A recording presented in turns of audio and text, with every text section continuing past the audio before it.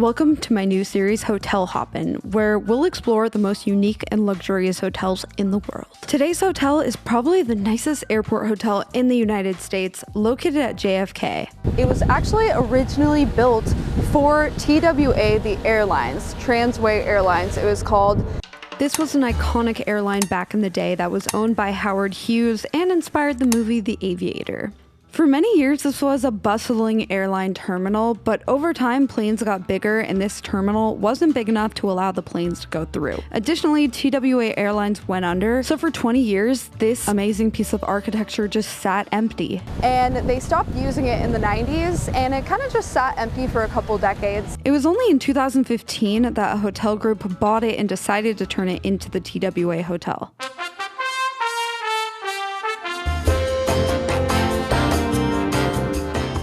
As soon as you enter this hotel, it's obvious this is no ordinary hotel, and I mean that in the best way. I mean, just look at it, just take it in. This lobby is insane.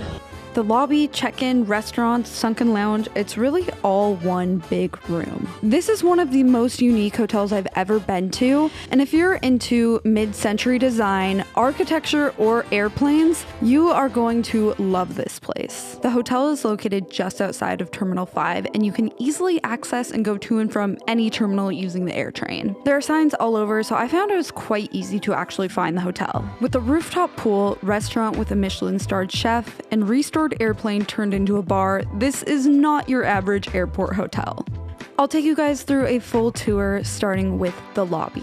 In a lot of ways, this hotel feels more like a museum than a hotel. There's a lot that you can see here. It's not just like an airport hotel that you're gonna go crash at.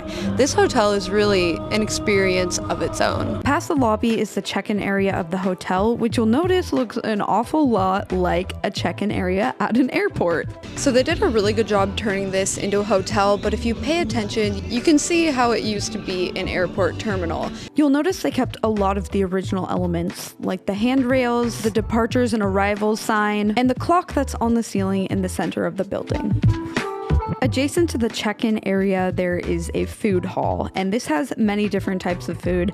Tacos, paninis, a corner store, breakfast food, actually a lot of different options, with tulip chairs that were actually designed by the architect of this building, Eero Saarinen. You'll see these chairs and other pieces of his furniture sprinkled throughout the whole hotel. So this is the casual food spot. It's a good spot to grab food before or after your flight. Moving into the main part of the lobby, it's really one big building with these sweeping ceilings, and there are two levels to the lobby. The second level is completely open to the lower level, and there's a sky bridge throughout the middle connecting both parts of the second level. So on one side you have the Paris Cafe, which is a really great spot to grab lunch or dinner. The food here is delicious. This is definitely more of the upscale option, as this is where the Michelin-starred chef created the menu. And the whole restaurant, it just really transforms you into the 60s. They've got more of the tulip chairs. You'll notice a lot of different pastel colors in here. Even the carpet had this vintage look to it. Everything still feels completely brand new. The restaurant is beautiful. They did a really good job making it feel like an authentic 60s upscale restaurant.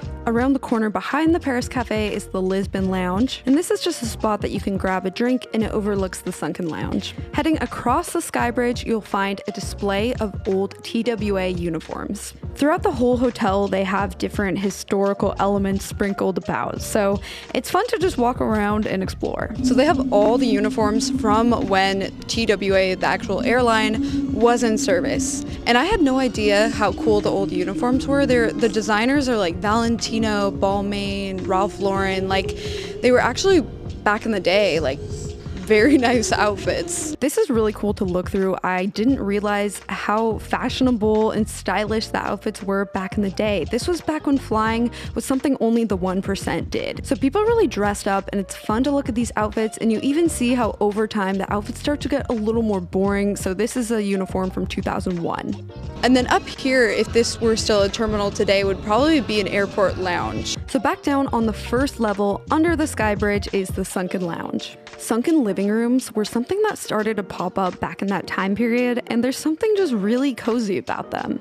When this was a terminal, this seems like an area people would have waited for their flight, but now it's a spot that you can grab casual food or a drink. It's really cozy over here. Something about the couches being sunken in makes you feel like you're kind of in someone's home. I don't know, but I felt very, very comfortable in this lobby. The Sunken Lounge looks out to a view of not only the current terminal that sort of took its place where you can catch a JetBlue flight, but also an old restored airplane that they turned into something really cool. Something special about this place is the airplane bar. Yes, you heard that right. Airplane bar. And they did a great job restoring this plane and really giving it that feel of when flying was glamorous in the 60s. In the very back of the plane is where you'll find a full bar, beer, wine, cocktails, everything. And then you can enjoy it in one of the seats and pretend like you're on, you know, an old flight. And it's pretty funny, if you take a photo, it really looks like you're on some cool kind of private plane. I put this on my Instagram story and people are like, what airline is that? So this is not some kind of fake airplane. They actually restored this old plane. They have before and after photos in the hotel of what it looked like when they got it. Definitely check this out if you stay at this hotel. I've never been in a bar like this, and it is really a cool experience. Even if you're not staying in the hotel, if you have a layover in JFK, get over to Terminal 5 and check this out. This used to be an area where planes actually did taxi and take off. They don't anymore in this section, so you're free to walk around, but it's strange. You feel very small and kind of like you shouldn't be out there, but in a fun way. I definitely recommend checking this out. The amenities at this hotel are top notch, but don't worry, they didn't skimp on the rooms.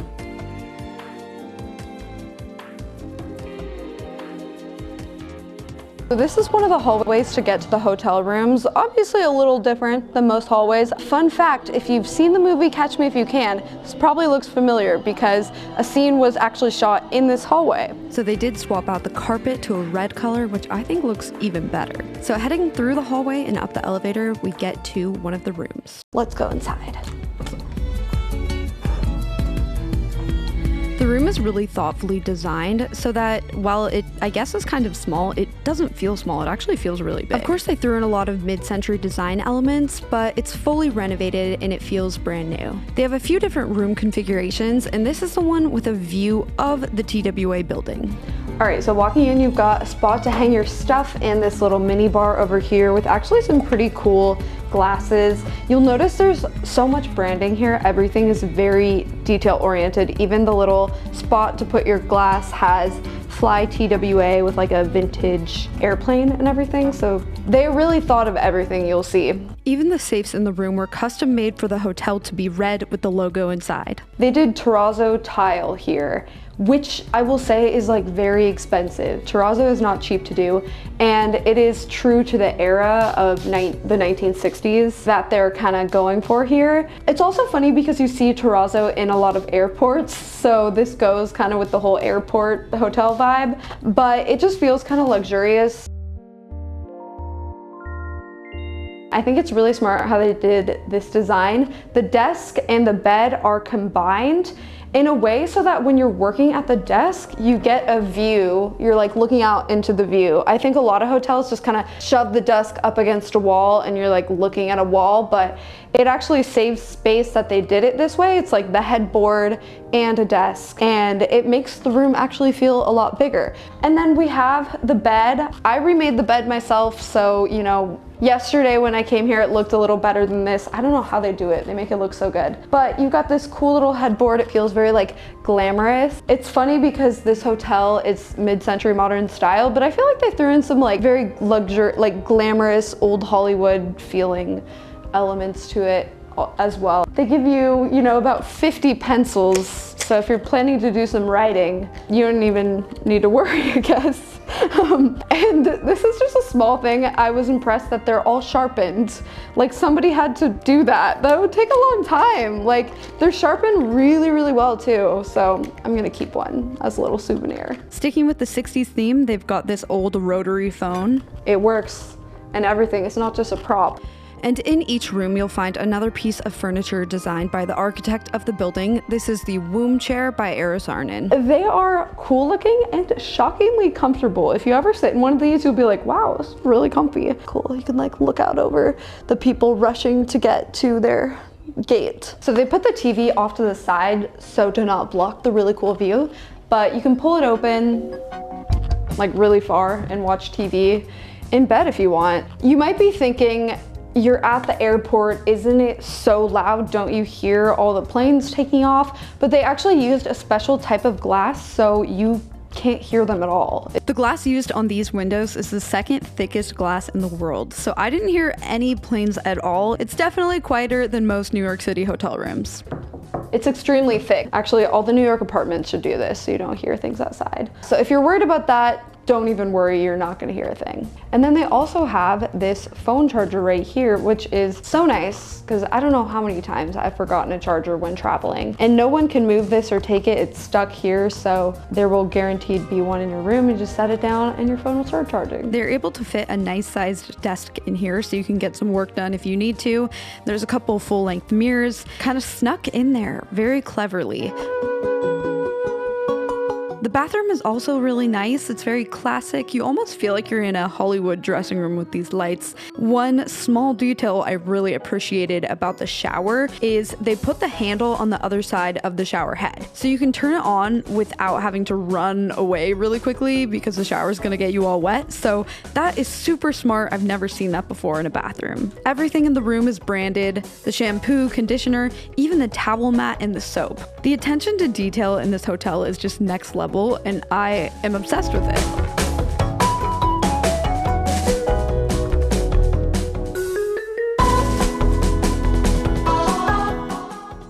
Maybe the coolest thing about this place is the rooftop infinity pool. All right, I know what you're thinking. A rooftop pool in New York, kind of not practical. Like, you can only use it a few months of the year, and that's where you're wrong, you guys. They heat this pool to 95 degrees, so it is comfortable year round. So it is a little windy up here on the 9th floor, but it's heated to 95 degrees, so honestly, I feel good. I don't feel cold at all, even though it's like my arms are cold. I gotta get them in the water. It's December when I went in this pool. It started snowing when I was in it, and I was actually comfortable. I felt good. Getting out kind of sucked, I won't lie, but it was just a really cool experience. You look out, you can see planes kind of going by. You don't really see them taking off, but you see them doing their thing, and it's really nice. It's really refreshing to get in the water before you have a long flight. Kind of loosens up your muscles a bit. And behind me is the pool bar area that they were getting ready for winter, but they have this open for food and drinks in both the winter and the summer. This area wasn't quite done when I made this video, but it is now, and it looks really amazing. I think I'm gonna have to go back. So there we have it. We're about done now. There's probably even more stuff I didn't even find, you guys. I didn't even go to the gym. This hotel, I could spend like a weekend. I love it. It really is an experience. It's not just an airport hotel that you're gonna crash in and get out of as soon as you can. I actually stayed here like the full next day, mostly because I was getting video footage, but I also just really enjoyed it. In the way that TWA, the airline, made flying kind of cool and glamorous, it's nice to see that their legacy is living on, making airport hotels cool and glamorous, something that you actually look forward to and not dread. So if you're considering staying at this hotel, I can't recommend it enough. It's one of my favorite hotels I've ever stayed at, and I can't believe I'm saying that because it's an airport hotel. But that's gonna be it for this video. Be sure to subscribe to see other unique hotels that I review in the future here on Hotel Hoppin, my new series. Comment down below your favorite thing about this hotel, and I will see you guys in my next video. Bye!